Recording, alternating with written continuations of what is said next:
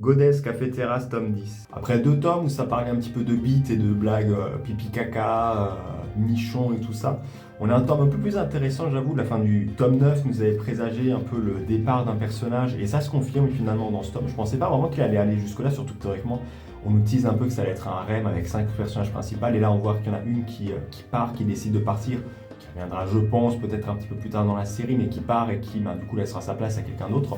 Assez audacieux j'avoue de la part du coup JCO. On a pas mal de rapprochements aussi du coup avec les autres filles qui, je sais pas si j'ai retrouvé une page sympa, avec les autres filles du coup qui essayent du coup de se rapprocher un peu plus de notre patron, de créer un peu des liens avec lui en disant bon il y a une candidate en moins donc on va essayer un peu de se rapprocher, même si celle qui part c'était pas forcément celle qui avait le plus d'affinité je trouve avec Ayato, même s'il y a eu quelques petits trucs par moment, mais c'est pas celle qui était le plus mise en avant je trouve. On a aussi un peu la question avec du coup des membres voilà, qui essaient de partir. Et surtout, je ne sais pas si j'avais retrouvé un peu le personnage. Si là, il va ressembler à ça, une partie flashback aussi avec la grand-mère d'Ayato quand elle était jeune et elle travaillait au café.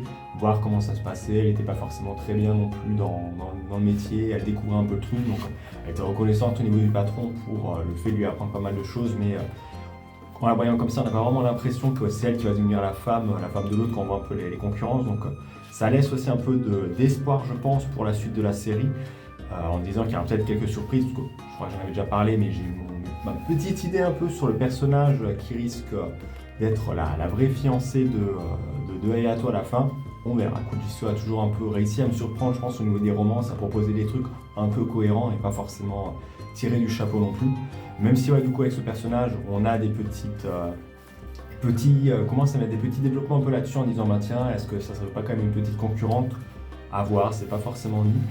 On a un petit passage aussi avec du coup l'autre café, les autres filles qui du coup sont affaires au patron en disant merde, il a commencé à voir la supercherie que finalement on n'était pas là pour concurrencer le café, qu'on allait peut-être, qu'on travaille un peu conjointement et qu'on est devenu un peu amis avec les autres. Donc un petit arc vite fait qui s'avance un peu sur ça. Ça reste intéressant je trouve. À la fin par exemple on a un truc un peu avec Oka, ce qu'on avait déjà parlé avec Oka, avec comment elle s'appelle. J'ai un doute, toujours un souci avec les noms des personnages. Ah bien sûr c'est pas noté. Tsukimiya, Tsushishimiya, je sais plus. Voilà, enfin personnage qu'on voit à la fin. J'avais marqué une page qui est pas forcément très ouf.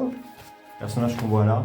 Qui pareil, on a ce qu'on avait un peu avec la guitariste qui essaie de se rapprocher un peu d'Ayato dans un petit rendez-vous un petit peu privé. Donc voilà, Godess Café Terrasse qui confirme encore un petit peu être une série pour adultes, entre guillemets, avec des phases un peu pipi caca, mais qui je trouve commence à rajouter un peu de l'intérêt au fur et à mesure.